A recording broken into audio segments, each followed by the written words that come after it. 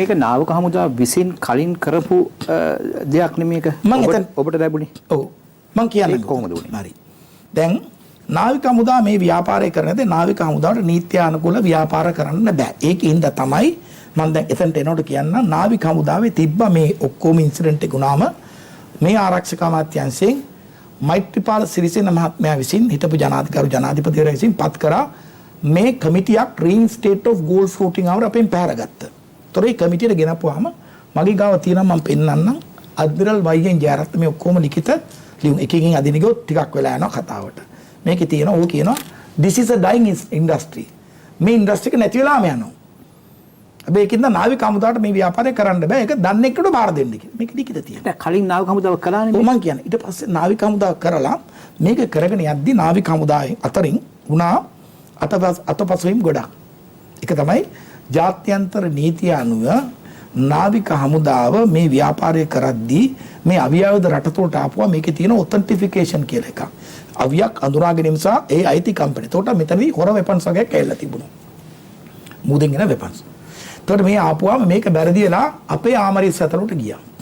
ඒක ඒගොල්ලෝ පිළිගත්තා Taman ගැති වැරද්දක් වුණා කියලා. ඒකට මම ඔය අවස්ථාව වෙනකොට ලංකාවට වැඩිම විදේශ විනිමය ගේන කෙනා මගේ ව්‍යාපෘතිය හරහා.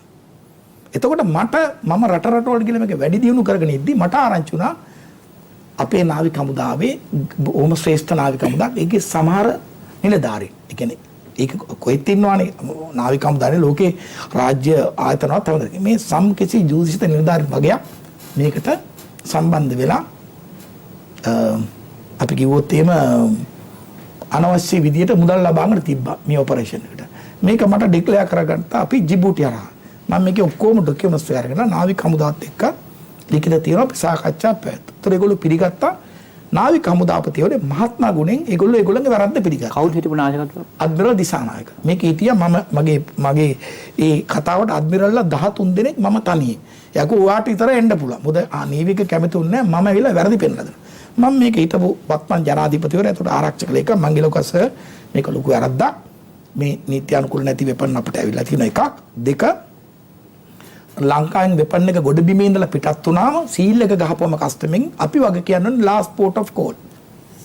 මොකක් හරි වුණොත් එහෙම. එක දෙක මේකේ කප්පන් ගැනීමක් වෙලා තියෙනවා. ඊට පස්සේ ඒක නාවික හමුදා ලෙටර් එකේ ඔවුන් විසින් පිළිගත්ත ලිඛිත මට ඉදපත් කරත හැකි. ඊට පස්සේ නාවික හමුදා ලියුමේ අන්තර ගැව්වා OBST ඔපරේෂන් මේ කියන්නේ ඔන් බෝඩ් සිකියුරිටි ඔපරේෂන් ගැන මම නාවික හමුදාව දැනුවත් කිරීම ගැන ස්තුති කළා මට ලියුම දුන්නා. ඊළඟ ඒගොල්ලෝ ඒක ලිව්වා නාවික හමුදාව කිසිම අවස්ථාවක මුදල් වෙනුවෙන් තම ආරක්ෂාව කැප කරන්නේ නැහැ. ඒකින්ද මේ වෙච්ච වැරදි සිදුවීම නැවත හදා ගන්නවා කියලා දුන්නා ලියුම. මට නෙමෙයි වෙයි ආරක්ෂක වාද්‍යතර මම. එතකොට වහාම ඒකට හිටපු ආරක්ෂක ලේකම්වරයා දැවත් මං ගරු ජනාධිපතිතුමා මේක නවත්තන්න කිව්වා. දැන් තේරෙනවද මං කියපු දේ?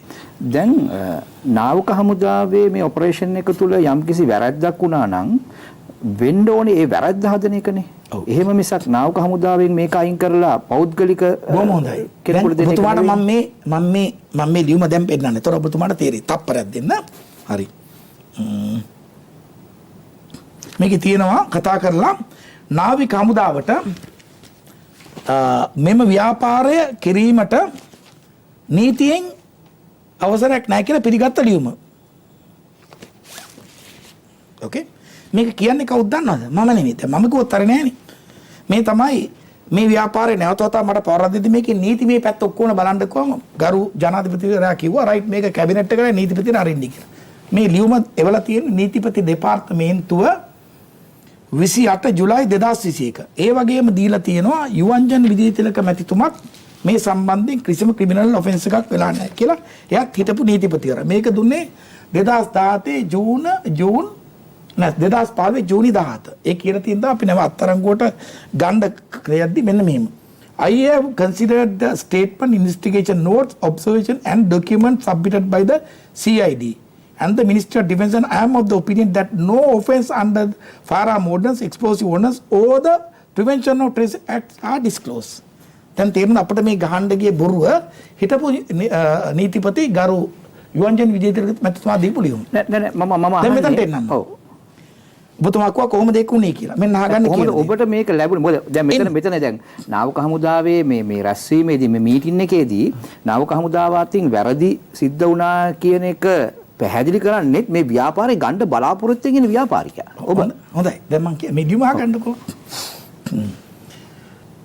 The provisions of Sri Lanka Navy Act number 34 of 1950 as amended do not permit the Sri Lanka Navy to undertake commercial activities except non-naval duties deemed by His Excellency the President to be necessary in the national interest in terms of Section 21. Therefore, such fact had been expressly confirmed by the commander of the Sri Lanka Navy in his letter dated 26/6/2021.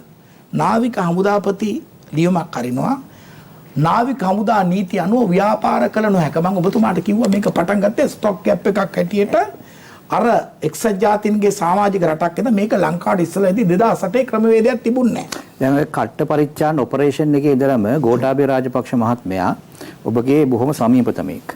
එතකොට මේ වැඩේ සිද්ධ වෙච්ච විදිහ අපිට බලනකොට නාවික හමුදාවේ තියෙන වැරදිත් ඔබ හොයාගෙන ඔබම ප්‍රොපෝසල් එක හදලා හරි මුලින් නාවික හමුදාවේ තියෙන වැරදිත් හොයාගෙන ඒ කාලේ ඒ වෙනකොට හිටපු ආරක්ෂක ලේකම්වරයා කියනවා මේ වැඩේ නවත්තන්න ඔහුගේ මිත්‍රයාට මේක දෙන්න කියලා. ඔව් හරි බොහොමද. දැන් මගේ මිත්‍රයා නම් ඔය ඔබතුමා කියන ගරු ජනාධිපතිවරයා ඇයි මම පටන් ගත්තී මාස 7ක් යනකම් ව්‍යාපාරේ මට දුන්නේ නැත්තේ මම ඉස්සෙල්ලා කිව්වා.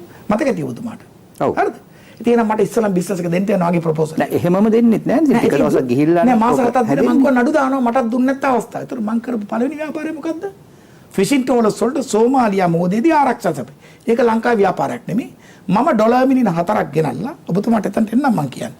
ඩොලර් මිලියන 4ක් ගෙනල්ලා ලංකාවේට ගෙනම වැඩිම විදේශ විනිමය ගෙනාපු මම ස්ටැබ්ලිෂ් කර අපේ තියෙන නීත්‍යානුකූල භාවය. එතකොට මම කිව්වා නාවික හමුදාවට මේකේ කියනවා කවුද මේ කියන්නේ නීතිපතිවරයා මොකද්ද කියන්නේ මේ ඇක්ට් එක අනුව ශ්‍රී ලංකා නාවික හමුදාවට ව්‍යාපාර කිරීම සම්පූර්ණයෙන් තානම්.